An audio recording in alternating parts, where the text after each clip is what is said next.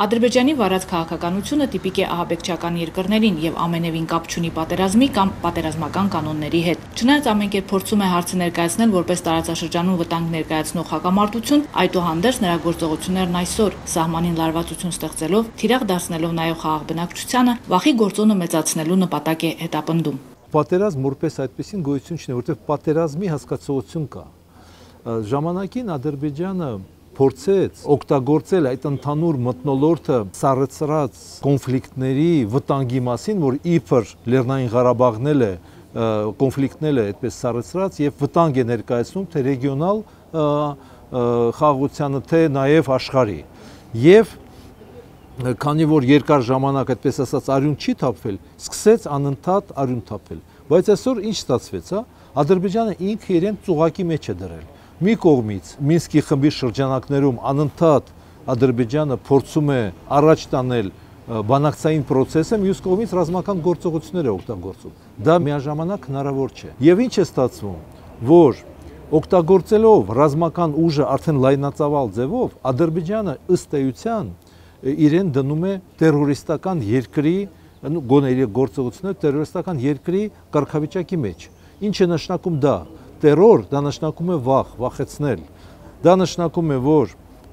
Ադրբեջանը, եթե իրավաբանորեն նայենք իր այդպես գործողությունների իրավական նաև գնահատական տանք, դա նշանակում է, որ Ադրբեջանը օգտագործում է ռազմական գործողությունները կողմերին վախացնելու, Ադրբեջանին շահերից ելնելով որոշում ընդունելու համար։ Դա հենց բնորոշումն է terrorizmի։ Terrorizmը օգտագործվում է վախացնել եւ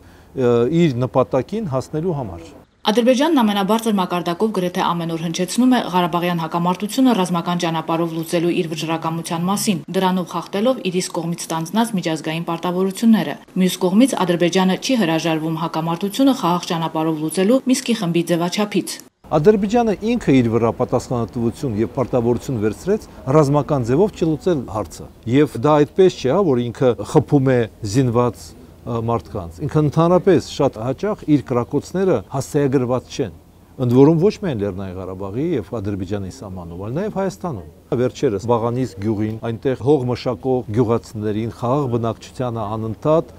վախի մեջ պահելով, ինքը Ադրբեջանը փաստորեն իրեն պահում է այդպես ահաբեկիչի նման։ Կամ Ադրբեջանը պետք է որոշի, եթե ինքը հայտարարում է, որ ռազմական ձևով պատրաստ է լուծել խնդիրը, ուրեմն պետք է հրաժարվի Մինսկի խմբի բանակցային փուլից եւ ամբողջ աշխարհը իհարկե իր գնահատականը կտա արդեն Ադրբեջանին։ Կամ եթե Ադրբեջանը ուզում է բանակցել, ապա այն ինչ որ արեց անցյալ տարի ապրիլին եւ անում է հիմա, դա չպետք է անի։ Եվ Մինսկի խմբում էլ կա հետաքրքիր մի process, իհարկե տեղյակ եք, այդ մոնիտորինգի նոր մանդատը, որ պետք է ունենա Մինսկի խմբի եւ ԵԱԿ-ի ներկայացուցիչ գրասենյակը, մոնիտորինգը հեծ այդպես չէ։ Չէ, մոնիտորինգը պետք է հայտնաբերի, թե ով է խախտում այդ պարտավորությունը։ Չէ՞ որ այդ պարտավորությունը ստորագրած պարտավորություն է բոլոր կողմերի կողմից։ Եւ ով է խախտում, եւ պարզ է որ հաջորդ քայլը պետք է լինի, լավ, եթե խախտեց կողմը, ապա ինչ։ Ուրեմն կողմի այդ խախտողի հանդեպ պետք է լինեն որոշ, չեմ ուզում ասեմ պատժիչ, բայց գոնե վերաբերմունքն ու գնահատականը։ Ադրբեջանն ահաբեկչությունը որպես մեթոդ այսօր չէ որ կիրառում է, այն կիրառվել է նաև 90-ականներին, եւ եթե այն ժամանակ աշխարհը հակամարտությունը դիտարկում էր զուտ ռազմական տեսանկյունից եւ կարևորը խաղաղությունն էր, ապա այսօր իրավիճակը փոխվել է եւ քաղաքական օրակարգը պետք է ձևավորել իրավիճակին համահունչ բառապաշարով ու եզրույթներով։ Արցախի նախագահը տվել է բնութագիր բոլոր այն գործողությունները եւ դա միանշանակ ճիշտ է, միանշանակ այդպես է, պետք է աշխատես մի դաշտում, որտեղ կան արդեն ընդունված կոնվենցիաներ միջազգային, կան որոշումներ, կա ի վերջո լեզու եւ կան եզրույթներ, որի շուրջ դու պետք է կարողանաս դա անես։ Այսինքն Ադրբեջանի գործողությունները պետք է նայվեն որպես ահաբեկչական գործողություն, բերվեն բոլոր ապացույցները, ցույց տրվի այդ համապատասխան միջազգային պայմանագրերի հոդվածները, որի պետք է որ ցույց տանք, որ համապատասխանում է, եւ տանենք այդ հարցը, առնվազն դա Հայաստանի գործ է, դարձնենք որևէ, եթե ոչ շատ հարթակներում քաղաքական օրակարգի հարց։ Դա կարող է լինել օրինակ Սևծովյան այդ համագործակցությունը, դա կարող է լինի ՀԱՊԿ, դա կարող է լինի ԱՊՀ-ն, ԵԱՀԿ-ն, ՄԱԿ-ը, Եվրոպայի խորհուրդը, այսինքն այն բոլոր հարթակներում կամ միջազգային կազմակերպություններում, որտեղ մենք անդամակցում ենք կամ ինչպես լիիրավ անդամ, կամ որպես դիտորդ անդամ։ Այսօր ունենք այլ ապացույցներ։ Եթե մենք այն ժամանակ ասում ենք 92 թվականին Ադրբեջանը ընդգրկել է վարձկաններ եւ ոչ միայն Չեչնիայից, այլ Աֆղանստանից, այսինքն միջազգային էլի ահաբեկչական խմբեր, ապա մենք այսօր ունենք լեփլեցուն ապացույցներ, որ Ադրբեջանի քաղաքացիները ոչ միայն ընդգրկվում են այդ ահաբեկչական, այսպես կոչված իսլամական պետություն կազմակերպությունը,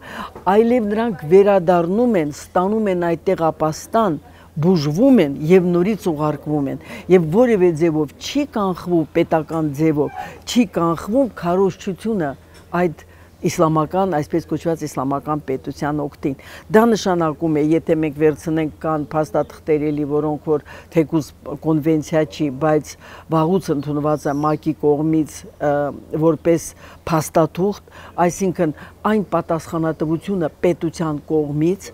որը կրում է այն դեպքերում, եթե այս կամ այն միջազգային նորմին հակասող հայտարարություն կամ գործողություն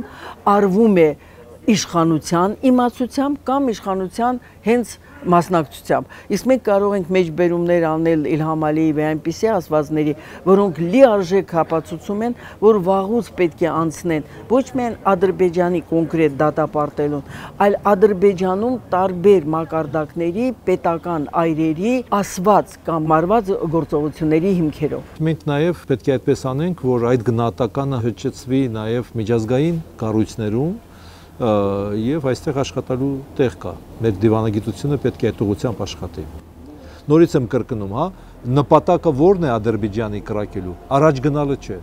Դա միայն այդպես ասած վախի մեջ պահելը նաև խաղաղ բնակչությանը։ Վախը դա պարտադիր չէ, որ ռումբը ընկնի այստեղ, հա, այդպես քաղաքի մեջտեղը։ Անընդհատ լարվածություն, անընդհատ կրակել։ Վաղուց ժամանակն է, որ աշխարհը ճիշտ գնահատական տա ադրբեջանի ահաբեկչական գործողություններին, որն ի դեպ երեք չի ծագել։ Պարզապես այսօր է ահաբեկչություն ասվածը առավել ընկալելի դարձել։